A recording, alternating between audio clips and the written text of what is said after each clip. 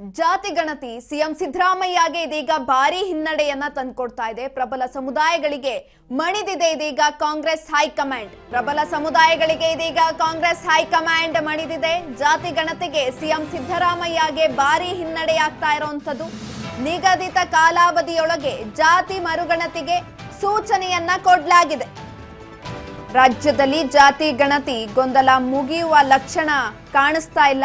ಹಾಗಾಗಿ ಜಾತಿ ಗಣತಿ ವಿಷಯದಲ್ಲಿ ಸಿಎಂ ಸಿದ್ದರಾಮಯ್ಯಗೆ ಭಾರಿ ಹಿನ್ನಡೆಯಾಗಿರುವಂತದ್ದು. ಹಾಗಿದ್ರೆ ಮರು ಸಮೀಕ್ಷೆ ಯಾಕೆ ಅಂತ ನೋಡೋದಾದ್ರೆ, ಜಾತಿ ಗಣತಿ ವರದಿ ಬಂದು 10 ವರ್ಷಗಳೇ ಕಳೆದಿದೆ. ವರದಿಯಲ್ಲಿ ಕೆಲ ನ್ಯೂನ್ಯತೆಗಳು ಇವೆ ಎಂಬ ಆರೋಪ ಕೇಳಿಬಂದಿತ್ತು. ಈ ಕುರಿತಾಗಿ ಅಂಕಿ ಅಂಶಗಳ ಬಗ್ಗೆ ಹಲವು ಸಮುದಾಯಗಳ ಆಕ್ಷೇಪ. ವರದಿಗೆ ಒಕ್ಕಲಿಗ ಲಿಂಗಾಯತ ಸಚಿವರಿಂದ ವಿರೋಧ ಕೂಡ ವ್ಯಕ್ತವಾಗಿತ್ತು.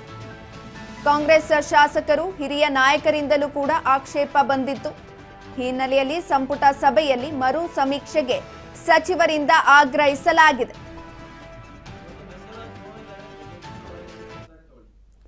ಈ ಬಗ್ಗೆ ಹೆಚ್ಚಿನ ಮಾಹಿತಿ ಕೊಡ್ತಾ ಹೋಗ್ತಾರೆ ನಮ್ಮ ಪ್ರತಿನಿಧಿ ಬಸವರಾಜ್. ಇದೀಗ ಜಾತಿ ಗಣತಿ ಮತ್ತೆ ಮುನ್ನೆಲೆಗೆ ಬರ್ತಾ ಇರುವಂತದ್ದು, ಹೇಗಿದೆ ಈಗಿನ ಅಪ್ಡೇಟ್ಸ್?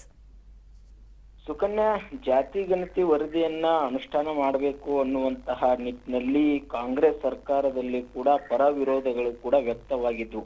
ಈ ಒಂದು ಹಿನ್ನೆಲೆಯಲ್ಲಿ ಸಚಿವ ಸಂಪುಟದಲ್ಲಿ ಸಚಿವರ ಅಭಿಪ್ರಾಯ ಪಡೆದುಕೊಂಡು ಮುನ್ನಡಿಬೇಕು ಅನ್ನುವಂತಹ ಲೆಕ್ಕಾಚಾರಕ್ಕೆ ಸಿಎಂ ಸಿದ್ದರಾಮಯ್ಯವರು ಹೋಗಿದ್ರು. ಅವರಿಗೆ ಲಿಖಿತ ರೂಪದಲ್ಲಿ ನಿಮ್ಮ ದೂರುಗಳು ಏನೇ ಇದ್ರು ಕೂಡ ಸಲ್ಲಿಸಿ ಎನ್ನುವಂಥದ್ದನ್ನು ಕೂಡ ಹೇಳಿದ್ರು. ಆದ್ರೆ ಕೆಲವು ಸಚಿವರು ತಮ್ಮ ಲಿಖಿತ ರೂಪದಲ್ಲಿ ದೂರುಗಳನ್ನು ಕೂಡ ಸಲ್ಲಿಸಲಿಕ್ಕೆ ಹಿಂದೇಟನ್ನ ಹಾಕಿದ್ರು.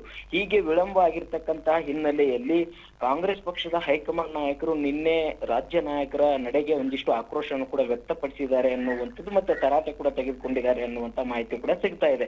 ಸಿಎಂ ಮತ್ತೆ ಡಿಸಿಎಂ ಇಬ್ರು ಕೂಡ ರಾಹುಲ್ ಗಾಂಧಿ ಅವರ ಜೊತೆ ಮತ್ತೆ ಎಐಸಿಸಿ ಅಧ್ಯಕ್ಷರಾದ ಮಲ್ಲಿಕಾರ್ಜುನ್ ಖರ್ಗೆ ಅವರ ಜೊತೆ ಕೂಡ ಸಭೆ ನಡೆಸಿರ್ತಕ್ಕಂಥ ಸಂದರ್ಭದಲ್ಲಿ ಈ ಜಾತಿ ಗಣತಿ ವರದಿ ವಿಳಂಬ ವಿಚಾರಕ್ಕೆ ಸಂಬಂಧಪಟ್ಟಂತೆ ಕೂಡ ಬಹು ದೊಡ್ಡ ಚರ್ಚೆ ಆಗಿದೆ ಅನ್ನುವಂಥದ್ದು ಕೂಡ ಮಾಹಿತಿ ಇರುವಂತದ್ದು.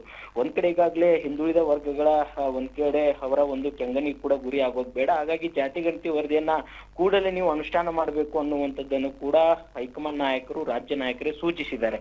ಇನ್ನೊಂದು ಕಡೆ ಒಂದ್ ಕಡೆ ಇದು ವಿಳಂಬ ಆಗ್ಲಿಕ್ಕೆ ಏನ್ ಕಾರಣ ಅನ್ನುವಂಥದ್ದನ್ನ ಕೇಳಿದಂತ ಸಂದರ್ಭದಲ್ಲಿ ಪ್ರಬಲ ಸಮುದಾಯಗಳಾಗಿರ್ತಕ್ಕಂಥ ಒಕ್ಕಲಿಗ ಮತ್ತು ಲಿಂಗಾಯತ ಸಮುದಾಯದ ಸಚಿವರು ಇದನ್ನ ವಿರೋಧ ವ್ಯಕ್ತಪಡಿಸ್ತಾ ಇದ್ದಾರೆ. ಯಾಕೆ ವಿರೋಧ ವ್ಯಕ್ತಪಡಿಸ್ತಿದ್ದಾರೆ ಅಂದ್ರೆ, ಇದು ಸರಿಯಾಗಿರ್ತಕ್ಕಂಥ ವೈಜ್ಞಾನಿಕವಾಗಿ ಇದು ವರದಿ ಒಂದ್ ಕಡೆ ಸರ್ವೆ ಆಗಿಲ್ಲ ಅನ್ನುವಂಥದ್ದು, ಮತ್ತೆ ಸಮುದಾಯಗಳನ್ನ ಕಡಿಮೆ ತೋರಿಸಿದ್ದಾರೆ ಅನ್ನುವಂಥದ್ದು, ಹೀಗೆ ಸಂಪೂರ್ಣವಾಗಿರ್ತಕ್ಕಂಥ ವರದಿ ಸರಿ ಇಲ್ಲ, ಇದನ್ನ ಮತ್ತೊಮ್ಮೆ ಸರ್ವೆ ಆಗ್ಬೇಕು ಅನ್ನುವಂತ ಆಗ್ರಹ ಇದೆ ಅನ್ನುವಂಥದ್ದನ್ನ ತಿಳಿಸಿದಂತ ಸಂದರ್ಭದಲ್ಲಿ ಹೈಕಮಾಂಡ್ ನಾಯಕರು ಹಾಗಾದ್ರೆ ಅವಶ್ಯ ಇದ್ರೆ ನೀವು ಮರು ಸರ್ವೆ ಮಾಡಿ ಅನ್ನುವಂಥದ್ದನ್ನ ಸಿಎಂ ಸಿದ್ದರಾಮಯ್ಯವರು ನಿರ್ಧಾರಕ್ಕೆ ಕೂಡ ಬಿಟ್ಟಿದ್ದಾರೆ.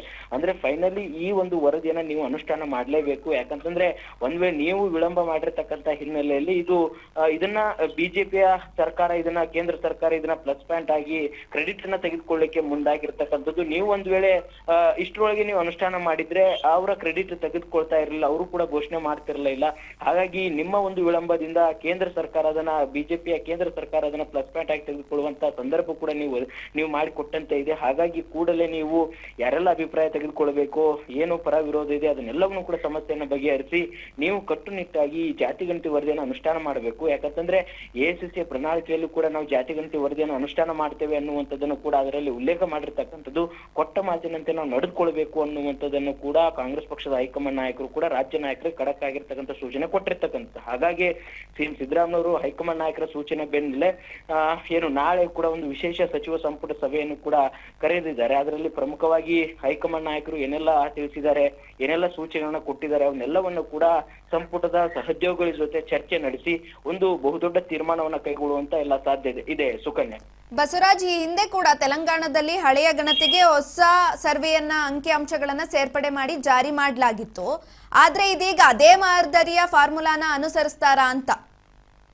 ಸುಕನ್ಯಾ, ಒಂದ್ ಕಡೆ ಈಗ ತೆಲಂಗಾಣದಲ್ಲಿ ಮತ್ತೆ ಆಂಧ್ರ ಪ್ರದೇಶದಲ್ಲಿ ಕೂಡ ಒಂದ್ ಕಡೆ ಜಾರಿ ಮಾಡಿದಂತಹ ಸಂದರ್ಭದಲ್ಲಿ ಈಗ ಬೇರೆ ಬೇರೆ ರಾಜ್ಯಗಳ ಉದಾಹರಣೆ ತೆಗೆದುಕೊಂಡು ಕರ್ನಾಟಕ ರಾಜ್ಯದಲ್ಲಿ ಕೂಡ ಇದನ್ನ ಅನುಷ್ಠಾನ ಮಾಡಬೇಕು ಅನ್ನುವಂತಹ ಲೆಕ್ಕಾಚಾರದಲ್ಲಿ ಕೂಡ ಇದ್ದಾರೆ. ಆದ್ರೆ ಇಲ್ಲಿ ಪ್ರಬಲ ಸಮುದಾಯಗಳು ಕೂಡ ವಿರೋಧ ವ್ಯಕ್ತಪಡಿಸಿದಂತಹ ಸಂದರ್ಭದಲ್ಲಿ ಈಗ ಸಿಎಂ ಸಿದ್ದರಾಮಯ್ಯವರು ಮತ್ತೆ ಸರ್ಕಾರ ಹೇಳಿರ್ತಕ್ಕಂಥದ್ದು, ನಾವು ವರದಿಯನ್ನ ಸರ್ವೆ ಮಾಡುವಂತ ಸಂದರ್ಭದಲ್ಲಿ ಅದು ಕಾಂತರಾಜು ಅವರ ಆಯೋಗ ಏನು ಸರಿಯಾಗಿ ವರದಿಯನ್ನ ಸಿದ್ಧಪಡಿಸಿದೆ, ಇದರಲ್ಲಿ ಯಾವುದೇ ರೀತಿ ಅವೈಜ್ಞಾನಿಕವಾಗಿರ್ತಕ್ಕಂಥ ಅಂಶಗಳು ಸಮುದಾಯಗಳ ಉಲ್ಲೇಖ ಇಲ್ಲ ಅನ್ನುವಂಥದ್ದನ್ನ ಪ್ರತಿಪಾದನೆ ಮಾಡ್ತಾ ಬಂದಿದ್ದಾರೆ. ಆದ್ರೆ ಇಲ್ಲಿ ಪ್ರಮುಖವಾಗಿ ಒಕ್ಕಲಿಗ ಮತ್ತೆ ಲಿಂಗಾಯತ ಸಮುದಾಯದ ನಾಯಕರು ಇದನ್ನ ಆಕ್ರೋಶನ ವ್ಯಕ್ತಪಡಿಸ್ತಾ ಇದ್ರೆ, ಇದು ಸರಿಯಾಗಿ ವರದಿ ಒಂದ್ ಮಾಡಿಲ್ಲ, ಮನೆ ಮನೆಗೆ ತೆರಳಿ ಇದು ಸರ್ವೆ ಆಗಿಲ್ಲ, ಕೂತಲ್ಲೇ ಇದು ಮಾಡಿರ್ತಕ್ಕಂತ ವ್ಯವಸ್ಥೆ ಅನ್ನುವಂಥದ್ದನ್ನ ಆಕ್ರೋಶ ವ್ಯಕ್ತಪಡಿಸಿದಂತ ರೀತಿಯಲ್ಲಿ ಸಾಕಷ್ಟು ವಿರೋಧವನ್ನ ಕೂಡ ಮಾಡ್ತಾ ಇದ್ದಾರೆ. ಹಾಗಾಗಿ ಇದನ್ನೆಲ್ಲವನ್ನು ಕೂಡ ಮನಗಂಡಿರ್ತಕ್ಕಂಥ ರಾಜ್ಯ ಹೈಕಮಾಂಡ್, ಕಾಂಗ್ರೆಸ್ ಪಕ್ಷದ ಹೈಕಮಾಂಡ್ ನಾಯಕರು ಕೂಡ ಅದನ್ನ ಬೇಕಾದ್ರೆ ಅವಶ್ಯವಿದ್ರೆ ಅದನ್ನ ಮರು ಸರ್ವೆ ಮಾಡಿಸಿ ಅನ್ನುವಂತ ಮಾತನ್ನು ಕೂಡ ಹೇಳಿದ್ದಾರೆ.